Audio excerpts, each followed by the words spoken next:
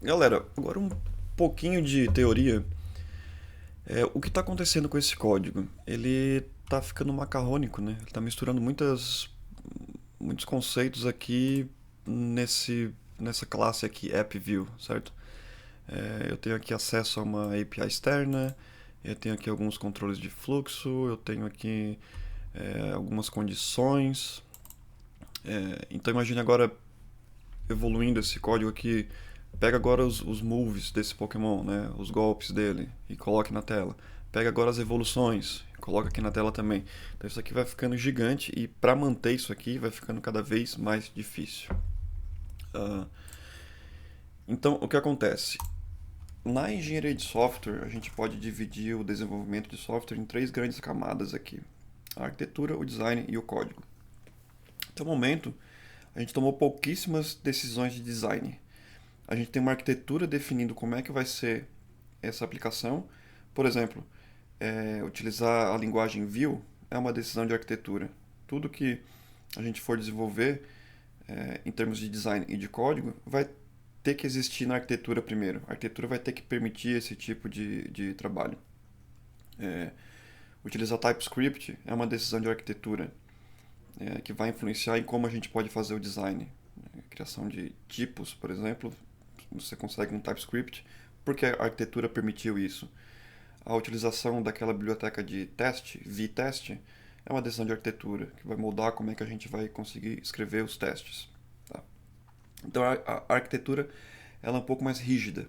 Né? Uma vez que você definiu qual é a sua linguagem, qual é a seu estilo de programação, se é funcional, se é orientado a objetos, mudar isso fica muito mais difícil. Né? É, Agora, por sorte nossa, e o que a gente fez até agora é que a gente mexeu no código ali, então tá um emaranhado de código ali, basicamente sem decisão de design nenhum. Se bem que não tomar decisão de design é um design, né? É um design feio, mas foi uma decisão fazer só aquele código emaranhado ali. Por sorte nossa, existe algo entre a arquitetura e o código bruto ali, que é o design. Tá? Pensando nisso, existe um conceito é, trazido pelo Uncle Bob aí da Clean Architecture, a arquitetura limpa. Esse desenho pode assustar no primeiro momento, mas a gente vai chegar lá, tá? O que a gente está fazendo, imagine que o search Pokémon, né, procurar um Pokémon, buscar um Pokémon, ele é um use case, tá? Ele é uma regra de negócio, ele é um faz sentido para esse nosso negócio, para essa nossa aplicação, que em algum momento a gente busque, procure um Pokémon dado o seu nome. É, o Pokémon ID ele não cresceu ainda, vai ter ali os moves, vai ter as evoluções, ele é uma entidade, certo? O Pokémon em si ele é uma entidade, né? Então nós temos use case entidades aqui, não tão definidos ainda, a gente não consegue ver claramente isso no código, mas a gente tem um core do sistema aqui rodando.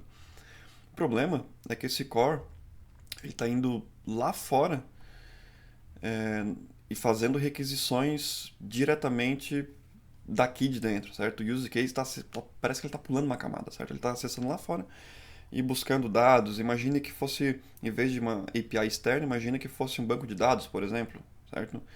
Esse use case abriria possivelmente uma conexão a banco de dados aqui na própria tela para retornar valores desse banco e fazer o display na tela. E isso, numa aplicação pequena, ok, faz sentido. Você só quer fazer uma proof of concept aqui, quer ver se vai funcionar alguma coisa, testar, validar uma ideia, pode funcionar. Mas para uma aplicação de mundo real, isso aqui começa a tornar um problema bastante grande. Tá?